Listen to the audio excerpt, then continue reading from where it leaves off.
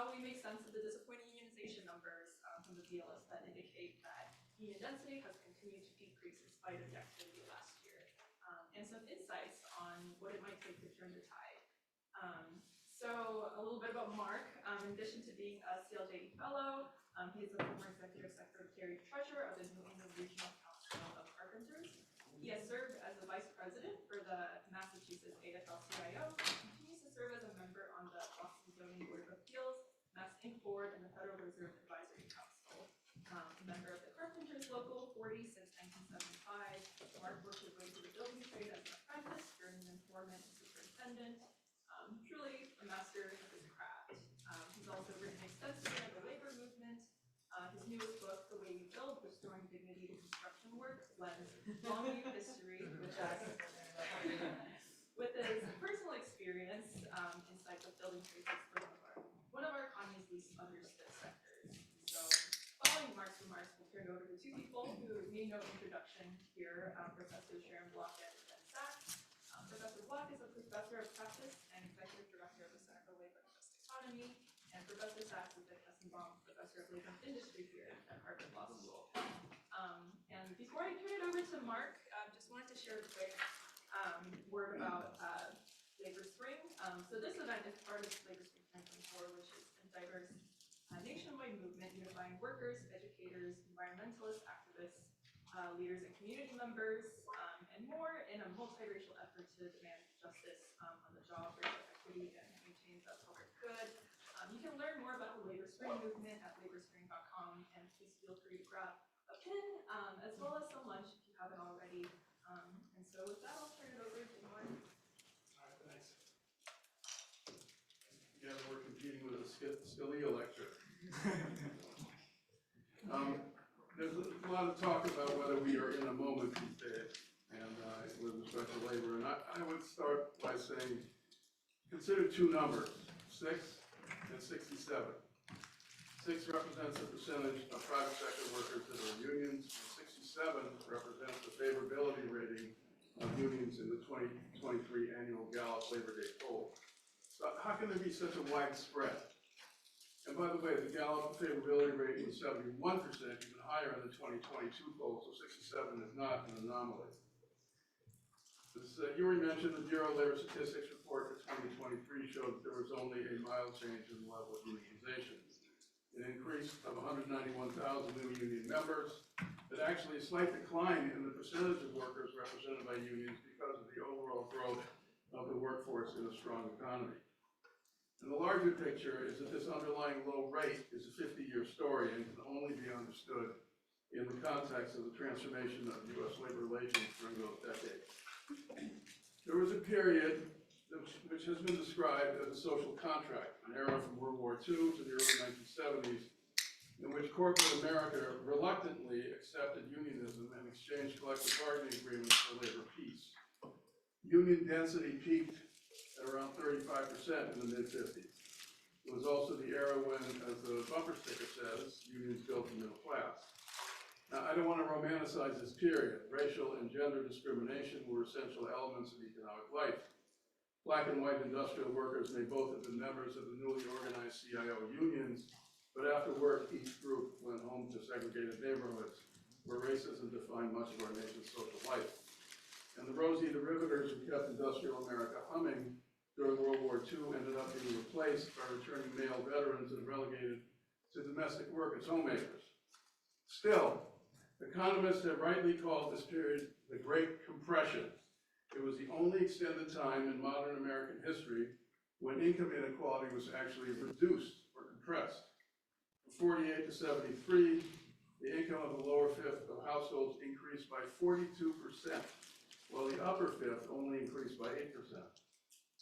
But the notion of shared prosperity disappeared from the corporate handbook to be replaced by an obsession with maximizing profits and shareholder value. Conservative free market ideologies reigned in the boardrooms.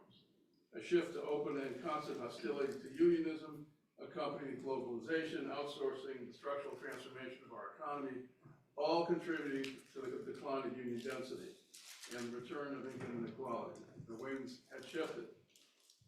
So have the winds shifted back? Are we in a moment? Well, it's certainly been an interesting couple of years. A little over 2 years ago, a Starbucks store in Buffalo voted in a union, and since then, Starbucks Workers United has won elections at nearly 400 locations. In April 2022, workers voted to unionize at the 8,000 worker Amazon facility in Staten Island. These events shocked both employer and labor observers, as neither Starbucks baristas nor Amazon warehouse workers with their high rates of turnover fit the image of standard union members. And both companies have made clear their implacable hostility to unionization. During that year, the largest number of workers on strike were in the education field, including graduate students at universities. Again, another group that did not correspond to the stereotypical unionist. The 2022 strikes involved 224,000 workers. Certainly an increase from preceding years, but just to keep things in perspective, a far cry from the 2 million industrial workers who went on strike in 1945, and that at a time when the total workforce was much smaller. So how has that recent activism turned out? Starbucks founder, and until recently the CEO, Howard Schultz, made it clear he had no interest in seeing unions at his stores. Schultz had at one time entertained the idea of running for president as a Democrat, a sad sign of how big the Big Tent has become. Amazon spent $4.3 million to defeat the fledgling under-resourced organizing group at the Staten Island facility and routinely mobilizes employee resource teams at the first sign of worker discontent to undermine collective activity at any of their facilities. Amazon has consistently failed to bargain in good faith with the Staten Island workers. The company's refusal to bargain has not only blocked the first contract, it has had precisely the intended effect of demoralizing union supporters. The Amazon Workers Union has been roiled by dissension as the new union members have turned on each other, and there has been a large number of firings and resignations among Starbucks workers. It takes courage and tenacity to create a new union out of whole cloth. Inevitably, some workers end up questioning whether the financial, psychological, and emotional risks are worth it in the absence of a tangible result for their clear and overwhelming support for unionization. And then a month ago, an extraordinary thing happened. Starbucks' new CEO and the union announced that they were prepared to begin discussions leading to a collective bargaining agreement. More on that later. 2023 saw an even higher degree of activism. There was a 280% increase in strikes over the previous year, but unlike the 2022 organizing drives to Starbucks, Amazon, and universities, the high-profile campaigns of 2023 occurred mostly among workers already in traditional unions in auto, the entertainment industry, healthcare, hotels, casinos, UPS drivers, airlines, and other major industries. The campaigns that garnered the most attention were led by unions with long histories. The auto workers and the actor strikes were greeted with a high degree of popular support, and both framed their actions in a broad context. UAW leader Sharon repeatedly referred to the sacrifices that workers had made in the wake of the 2008-2009 recession, pointing to the company's exorbitant profits and the need for workers to catch up. The clever strategic, stand-up strikes kept the big three auto companies off balance, unaware of where shutdowns would occur, and harkened back to the great sit-down strikes of the 1930s. Leaders of SAG-AFTRA and the Writers Guild argued for the need to protect their members from the imposition of new technologies, and celebrity actors consistently advocated for their less well-compensated brothers and sisters. There were remarkably few defections among a community more famous or infamous for its individualistic accomplishments. The Teamsters did not end up striking UPS, but mobilized members for months with training sessions that took place around the country at UPS locals. The concept of practice picketing gave UPS management a taste of what a strike might bring and moved them to put reasonable offers on the table to avoid a shutdown. Both the UAW and the Teamsters benefited from new energetic leadership that replaced cautious and occasionally corrupt administrations. In both cases, the priority was placed on educating and mobilizing the membership. With the exception of some teacher strikes, most of the heightened 2023 activity took place among well-established private sector unions. And in February of this year, Michigan became the first state to repeal the right to work law. All good stuff, right? And yet, 6 to 67. Clearly, these contract campaigns had an impact beyond the particular group of workers involved, beyond the 6%. Shortly after the UAW settled, non-union Honda, Toyota, and other automakers located primarily in the South granted their workers sizable increases in an effort to forestall the very thoughts of organizing drive. The UAW has embarked on a $40 million organizing effort, so that the next round of contract negotiations might be more than just the big three. In the last 2 months, the majority of workers have already signed cards at the Mercedes plant in Alabama, and the union has filed for an election at the VW plant in Tennessee. Enormously significant developments. Similarly, Teamster leaders recognize that UPS drivers cannot expect to prosper indefinitely as an island, and have talked about the need to extend unionization to those who participate in the warehousing, shipping, and delivery of goods to companies and consumers. The Teamsters are part of a fledgling group that hopes to take on the mammoth task of organizing the big dog in the supply chain, Amazon. So what are the prospects for growth? Well, the first and most obvious thing to say is that most U.S. employers can be counted on to resist such efforts and twist the law to their advantage. The National Labor Relations Act, the law that establishes the playing field for labor relations, was passed in 1935, and that was not intended to be a neutral piece of legislation. It sought to create an environment in which workers were enabled and even encouraged to organize a union free of employer intimidation and interference. But over time, the NLRA has lost its bite. Depending on which federal administration has been in power, board actions have ranged from openly anti-union to toothless to well-intentioned but ineffective in reversing the balance of power in labor relations. Employer threats to close businesses, cut wages, and fire union supporters commonly occur without reprisals. A study from last year found that employers successfully stonewalled over 40% of all cases where workers fought through employer tactics and actually won an election. When companies can just say no and ignore their employee wishes without sanctions, it puts a serious damper on worker activism, and at times has led to decertification. What's the point of risking our jobs, say workers, when the deck is stacked in the employer's favor? Various efforts to move labor law reform and restore legal balance have consistently failed. Legislation called the Protecting the Right to Organize Act, known as the PRO Act, has been introduced in Congress over the past few years and would, among other important improvements, provide an arbitration process for a first contract, similar to many Canadian provinces. Clearly, the legal system that governs our labor relations needs to be overhauled to give organizers a chance. I defer to Sharon and Ben and others to lay out a more sweeping agenda, but winning a first contract would lay the foundation for organizing successes. But the real world of Washington, D.C., the likelihood of enacting the PRO Act or any other meaningful reform is a pipe dream, as long as Congress is ruled by its current state of dysfunction. One encouraging sign has been President Biden's appointment of Jennifer Abruzzo as the General Counsel of the NLRB. Under her leadership, the board has begun to reinvigorate its original mission. In August of 2023, the board issued the CEMEX decision, which allows the board to issue a bargaining order in certain cases of employer obstruction. Abruzzo has been one of the shining stars of the Biden administration, and is just one of many examples of what is at stake in the November election.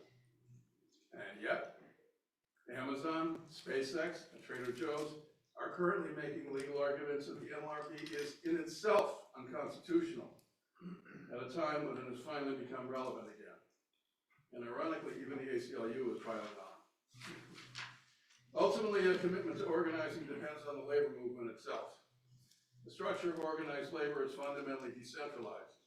The AFL-CIO is an umbrella operation without the authority to lead long-term national campaigns. The power and the resources lie with the individual internationals. Unlike labor, the anti-union forces in our society have demonstrated time and time again that they have the financial wherewithal, the coordination, the strategic vision, the singular focus, and the long-term commitment to develop and lobby for anti-worker legislation at state and federal levels, challenge collective bargaining rights in the courts, and promote political programs committed to undermining union power. The absence of a national labor strategy is not for lack of resources. A recent study suggested that America's unions hold over $13 billion in cash and cash equivalents.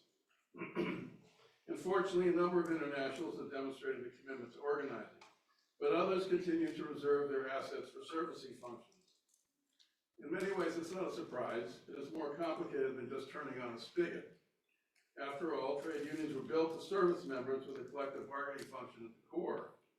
But in order to move beyond 6%, or 10% when we include public sector unions, a service-only policy will simply perpetuate the status quo. In the absence of internal education about the value, no, the necessity of organizing, many members understandably feel that their dues money should be used to advance their own conditions rather than assist non-dues paying workers outside the union fold.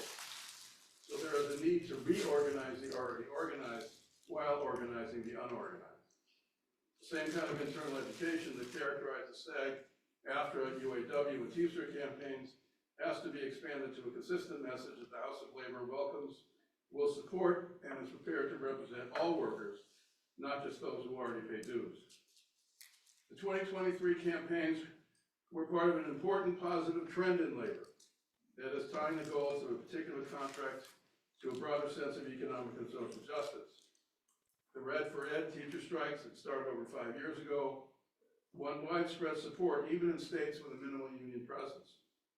Yes, the teachers wanted better pay for themselves, but they also insisted on reducing class size and calling for additional public funding to improve the quality of the educational services they wanted to deliver.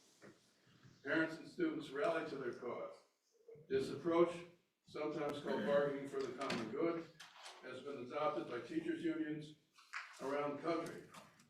Similarly, nurses' campaigns in the last few years have almost always incorporated demands for a decreased patient care load in order to provide better treatment in the highly stressed healthcare sector. And UAW President Fain linked the auto workers' fight to the society-wide struggle against corporate greed. There's also the question of the underlying dynamics of our economy and the changing nature of work. While the extent of the gig economy is often overstated, the concept of workers as individuals making their way through the world of work is increasingly celebrated. Independent contractors still only make up 7% of the workforce, and gig or platform workers are a subset of that number. But as part of a trend of treating workers as yo-yos, you're on your own, while there certainly are people who are legitimate independent contractors, the problem of misclassification and employee strategy to save money and shed responsibility for managing workers affects the very concept of organizing. This classification first appeared as a business model in my construction industry 40 or 50 years ago as a method of saving labor costs in a highly competitive industry. Everyone in construction realized it was unfair. It was tax and insurance fraud, pure and simple.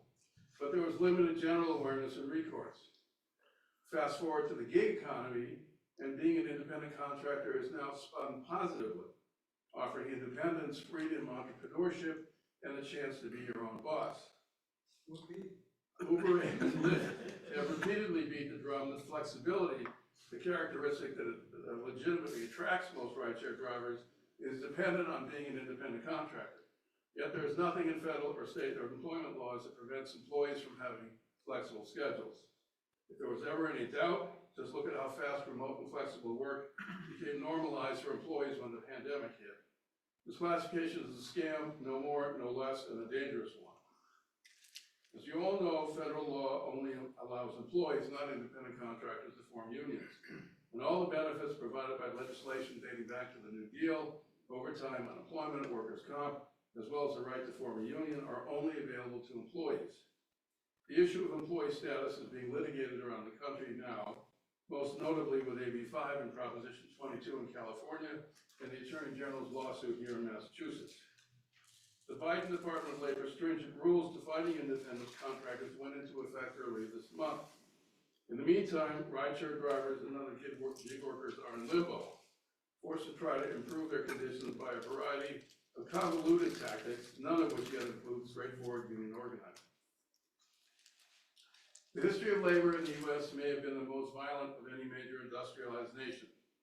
But in the modern age, companies hire lawyers, lobbyists, and union avoidance consultants instead of thugs and goons. Unfortunately, there is continuity in some of the underlying attitudes. As Henry Ford said over 100 years ago, why is it that I always get the whole person when all I want is a pair of hands? To those who say unions may at one time have been necessary but are obsolete now, Ford's dehumanizing comments are consistent with a more subtle but just as degrading contemporary corporate outlook. We cannot afford to be yo-yos. We cannot afford to be on our own. Unions may be more crucial than ever if we are to move toward a more just society.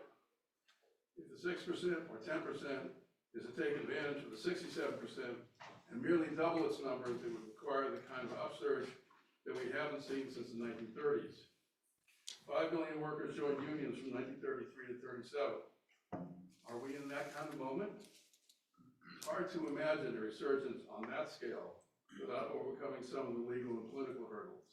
It is even harder to imagine a revival without a deep and fundamental resource commitment by all of organized labor to fulfilling the aspirations of the 67%, in particular the apparent openness to unionism among younger workers. I started writing these remarks before the recent news of Starbucks and the auto plants of Tennessee and Alabama. I am more optimistic as a result of those landmark developments.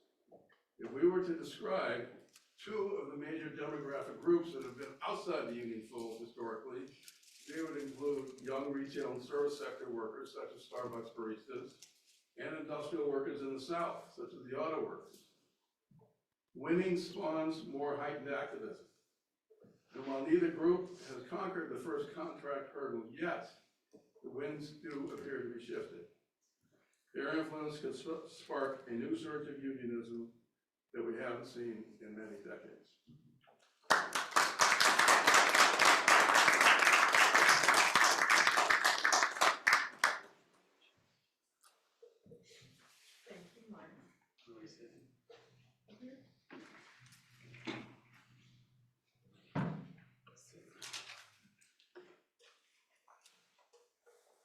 We want to get to questions, but I'll just offer a few brief remarks. I mean, the most important thing, so I don't think I disagree with anything that Mark said. I think we are, it's fair to say we're in a moment.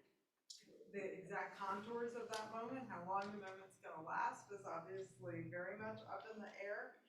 And I do think the weakness in our law is probably the strongest headwind that workers have in actually capitalizing on this moment more broadly than among mature, established collective bargaining unions that have those kinds of long-standing strength in their sectors like the UAW.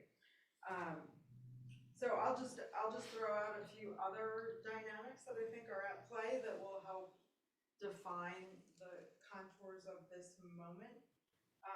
Dynamics that I think could drive growth in the labor movement, and this is probably a place where we disagree, maybe Professor Sachs and I disagree, but efforts like those underway in Massachusetts to give collective bargaining rights to workers that, as of now, are not being accorded those rights.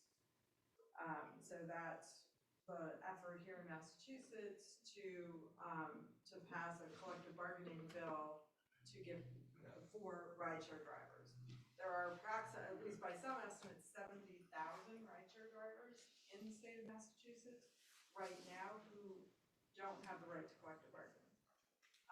So if that bill were to pass and unions were able to organize them, and then you can replicate that in other cities and states, that is a potential pool of new union members. I mean, we can have lots of conversations. Obviously, I believe strongly that they are being misclassified, but as of right now, 3 years into the Biden administration, we do not have a ruling from the National Labor Relations Board that in fact they do have the right to collective bargaining, and I think they'd be incredibly difficult to organize under the National Labor Relations Act. So thinking creatively about ways to bring those people into the labor movement, I think could be a potential for expansion. I think the example of the Hollywood strike and their collective bargaining provisions regarding AI is potentially really significant. I think there are a lot of workers who are feeling insecure and uncertain about how AI is going to affect their think that gives them an example, people who maybe never thought about being in the labor movement, gives them a very concrete example of a thing that being in a union could do that is causing them anxiety in this moment. And so I think it's a really important example that could have repercussions. Another one I'll throw out, I mean, we're all like just so fascinated by what's been happening at the UAW and both the success in the strikes and hopefully the success in the organizing. So one other thing I would add just in the interesting things that Sean Fain is doing is his effort to coordinate contract expiration dates and the potential that that could have, or we'll never get to a general strike, but some kind of coordination, at least the beginning of coordination across the labor movement to really optimize the impact that the movement could have. Again, I don't know if it's going to be successful. I don't know enough about like what other contracts are coming up and who's potentially sort of joining this effort, but just to know that there are folks now who are thinking about that broader coordination as a way to maximize impact, I think is an important sort of another little shoot we can, optimistic shoot. Things that Mark didn't mention that I think could inhibit the growth of the labor movement. I mean, you did mention this, but I just think we cannot take our eye off this potential are the administrative law threats to the National Labor Relations Act. I gotta say, like, I don't know, 2 months ago, I would have said this is ridiculous. This statute's been around for like 90 years. How in the world can anybody, I mean, Jones and Laughlin, I wasn't around then, I feel like I was, but like nobody's had to think about that since then. It's the 1930s. I think there's now a non-zero chance that at least some district court issues some injunction, nationwide injunction that says that the National Labor Relations Act is unconstitutional. That throws, whether, you know, eventually that gets to the Supreme Court, what the Supreme Court would do, who knows, but the chaos and the sort of seizing up of the system that that would create, I think is actually a real and present danger and something we really need to think about. What do we do about it? Ben might have a different view on that. Now I'm going to play a little bit against type. Another thing I'm a little concerned about, and I know there are folks out there tracking this, is the level of investment from the Inflation Reduction Act and the CHIPS Act that is being channeled into right-to-work states. So what the UAW is doing is so important to show that there is the potential to organize in the South, but they are right-to-work states, and there's a tremendous amount of money flowing into those states. And I can tell you from the inside, this was an administration that desperately wanted a lot more labor protections in that bill, but when it came down to a choice to not having the bill or having the bill, I think rightly chose to have the bill and just to do everything they could to create the right conditions so that the money in the bill creates good union jobs, but that is an open question. So that worries me because just that infusion of money, it's big enough to sort of have an effect on trends that are even larger in sort of how the economy is growing and where other investments are being made. I put in the too soon to tell. I mean, these are all too soon to tell, but I'm not sure what to think about this one. Are possible shifts in the law regarding preemption that are going to result from both the Supreme Court's decision in Glacier Northwest and then these very aggressive state laws, some on the, like, I will say the bad guy side of like what Alec is trying to do, like in Georgia, to condition economic development support to not, card check or rejecting card check and things like that. And then on the sort of the positive side, the effort in blue states to ban captive audience speeches, not just about unions, to be clear, but about political speech in the workplace overall. We may see more definition of federal preemption that would have an effect on what can happen at the state and local level, and that could have an impact on the future. Great, so I don't think we disagree about anything. So I was struck by the 667 comparison, but also by another disparity that you mentioned, that Sharon mentioned in her comments just now, which is the incredible success of the strike wave, and continuing today with the hotel workers in California getting 10% raises over 4 years. Just incredible success. As contrasted with the slow growth or decline in union membership levels. And so Sharon describes that difference as being about the difference between sectors where there's mature collective bargaining and legacy unions, and sectors where there's not. I think that's right.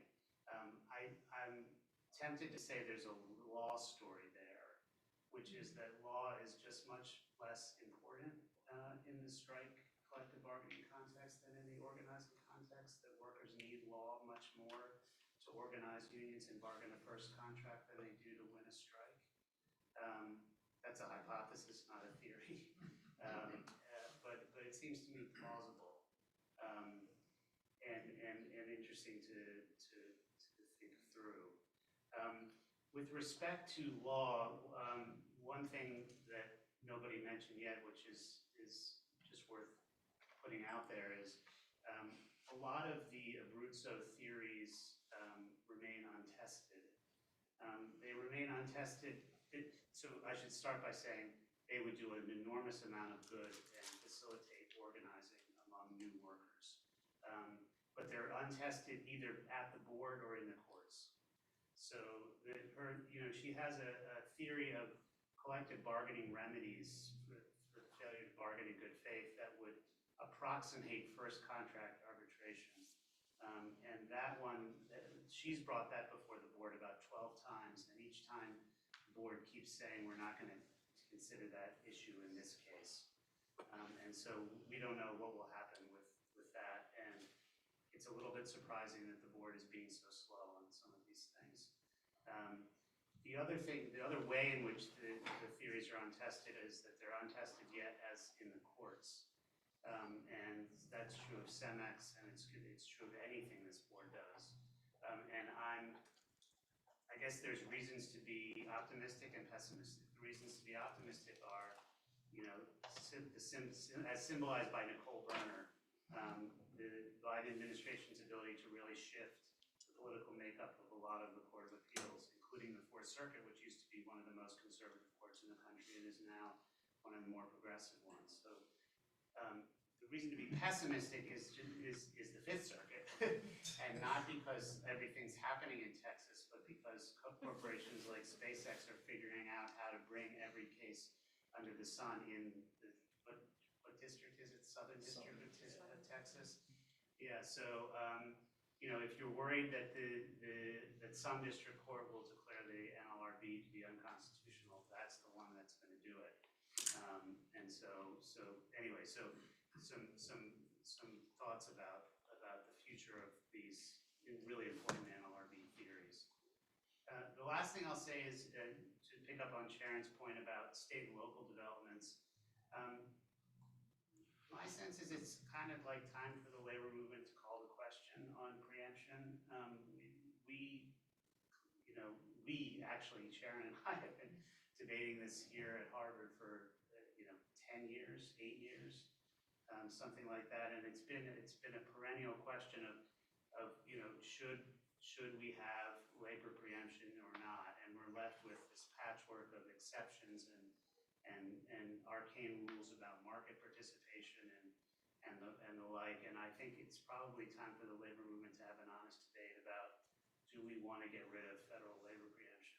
That I don't think there's an easy answer to that one, but I think if we did, then workers would have a much easier row to hoe in California and Michigan and New York and Massachusetts, and that it would be harder in Minnesota, yeah. And it might get a little bit harder in red states, but it's pretty damn hard already. As I think about the future of the labor movement and how to bring together the 6 and 67%, the thing that seems most powerful to me is preemption reform.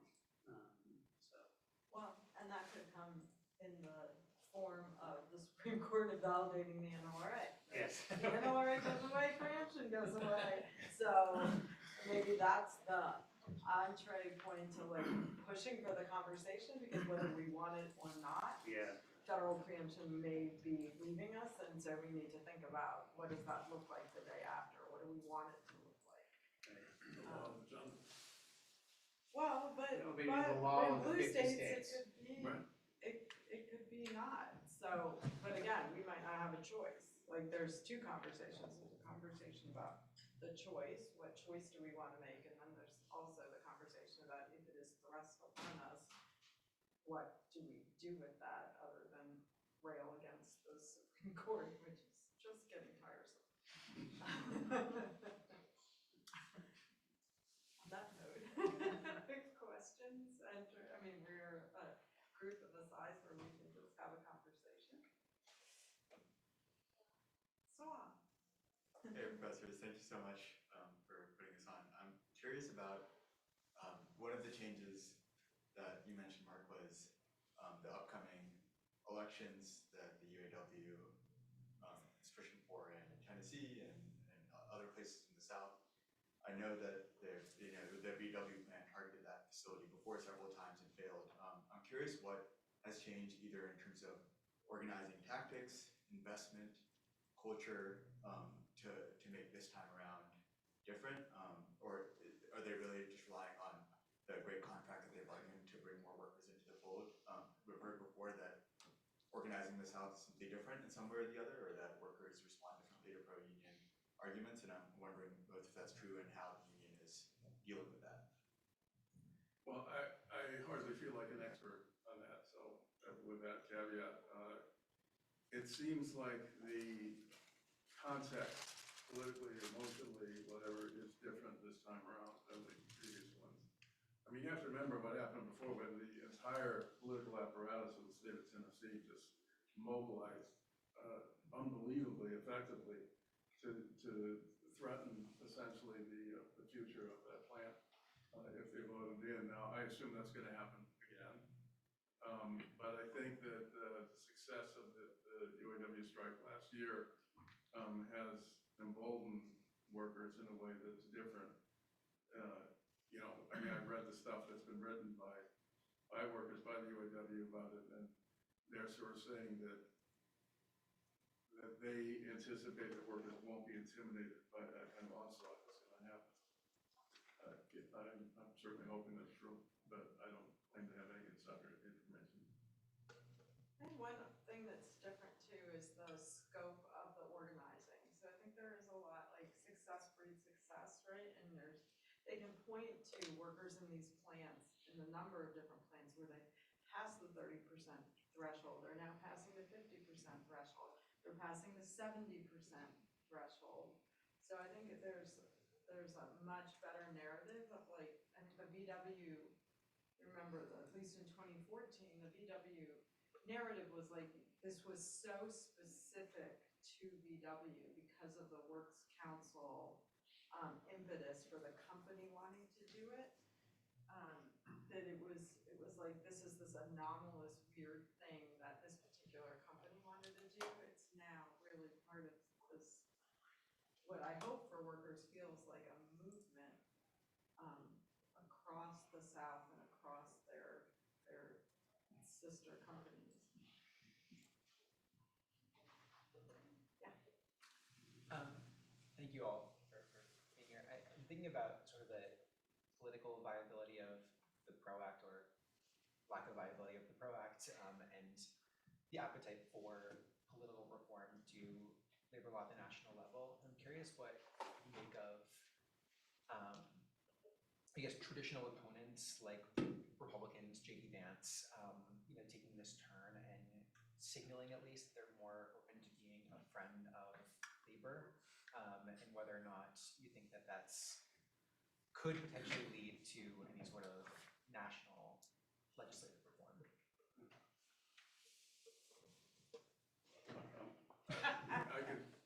I can tell you, I don't think that Vance's embrace of the working class is something to be celebrated.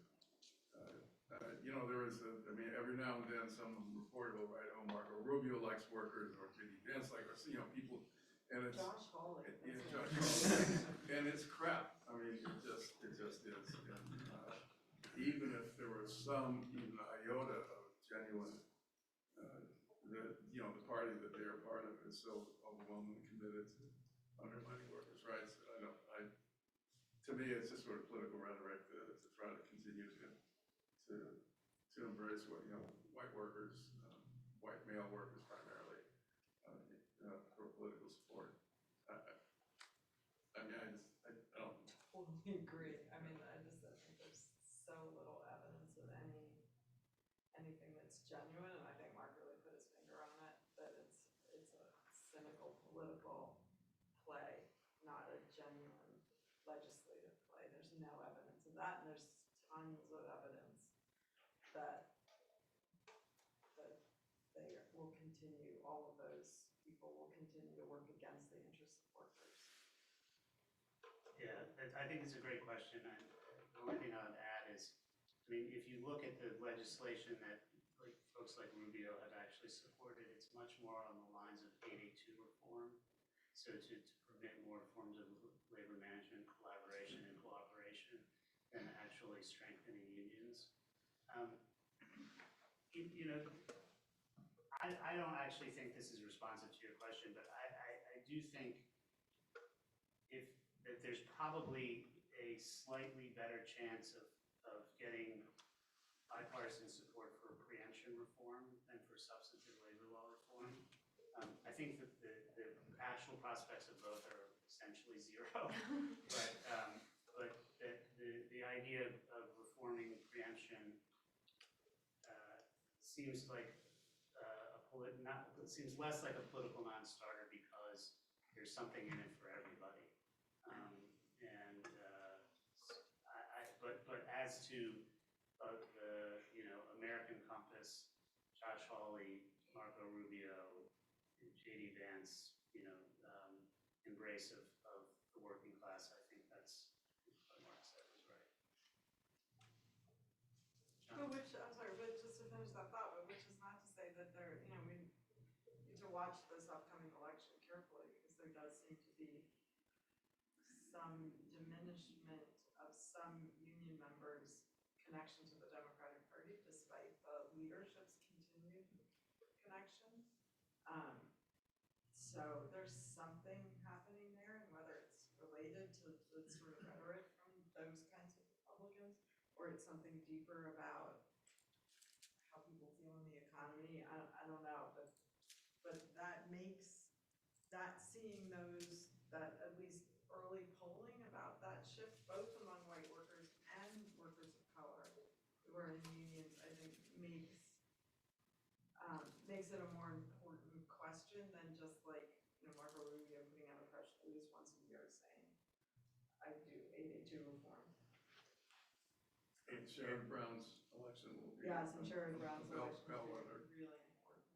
And there's a great new book written by one of your classmates, Theda Scotchball, Lady Newman and Theda Scotchball, on this very question about what's happening to the political alignment of unions in the Democratic Party. I have a question which is also in a way about unlikely allies. I think my frame of mind thinking about this stuff is let's assume we're not going to get the federal labor law reform that we want. Maybe that's a bad assumption, but a news story that really caught my attention was about Microsoft and their basically neutrality agreement with CWA. So initially, Microsoft was trying to get this video game merger through government scrutiny, right? So they had some neutrality agreement for the video game workers. The union agreed to support the merger, get the government's blessing. That sort of horse trading is pretty common. But then Microsoft basically extended these neutrality terms to their other 100,000 employees who don't work in video games. And to me, at least, there's not as obvious of a reason for it. So there's a big, long New York Times feature on what is Microsoft up to and why.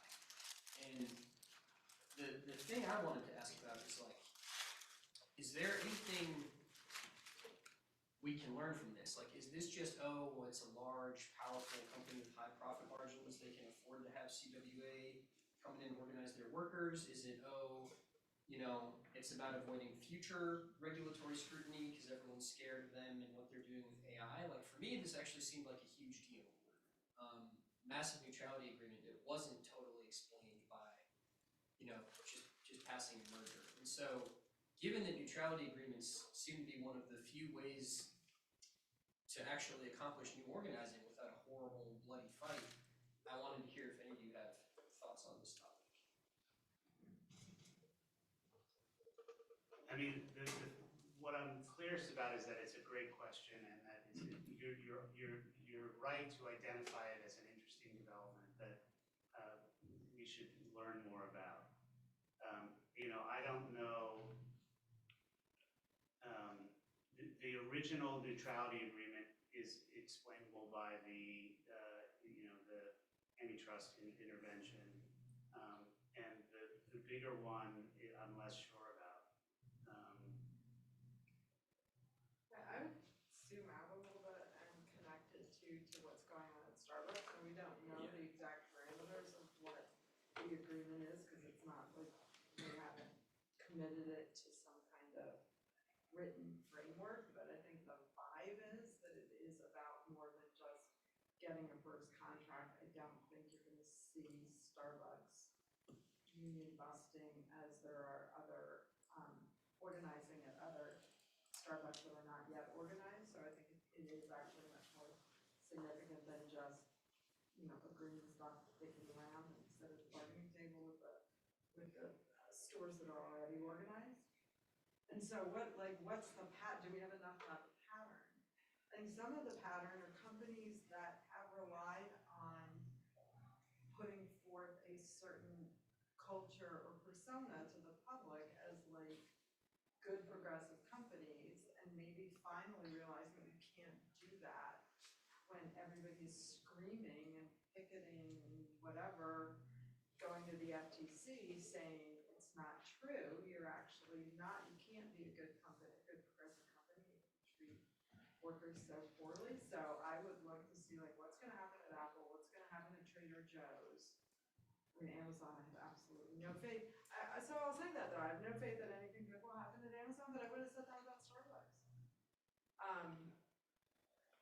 Some of the pattern too is I think that leadership matters. I think if you look at the leadership of Microsoft, they're very conscious of the corporate culture and the persona of the company. I don't know much about the guy who's the CEO of Starbucks now, but his name is not Howard Schultz. It's a start. So it's an upgrade. Yeah. So again, Tim Cook traditionally really doesn't care. I think he's going to get sued for like libel. He really doesn't seem to care about work and has no serious caring about workers. So does that mean that nothing will happen at Apple? I don't know. Someone who claims to know about the internal culture of Starbucks told me that that there was a lot of pushback internally from Schultz's position, and that the new CEO is essentially responding to that. And if you think about the 6 to 67, those 67 include Microsoft and Starbucks workers. So at some point, to the degree that you claim to be a responsive CEO,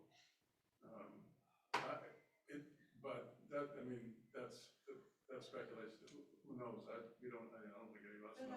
I think there's a lot about that too. My understanding is the company was always very invested, even under Howard Schultz, in creating a safe space for their workers, for LGBTQ workers. And that made like a critical part of their persona and their culture about how they treated workers.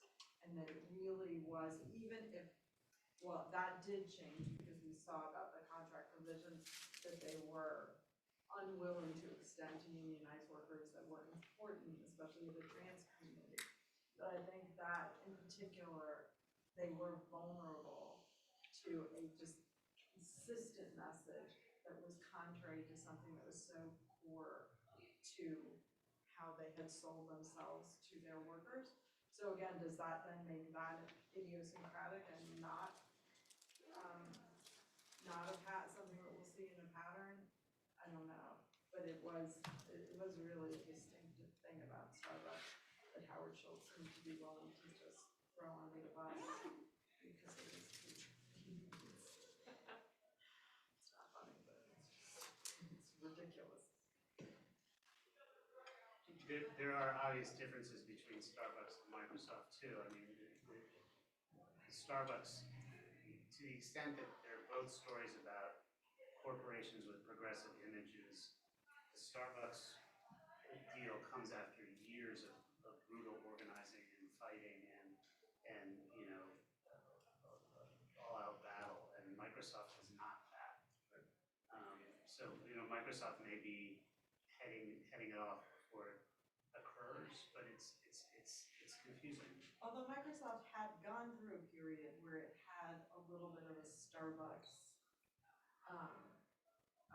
problem with the contract workers, if you remember, Yeah. and like the denying paid leave and all of that. And so I think maybe they had been through that battle and did not want to go back there, or are just particularly sensitive to that because you guys are too young.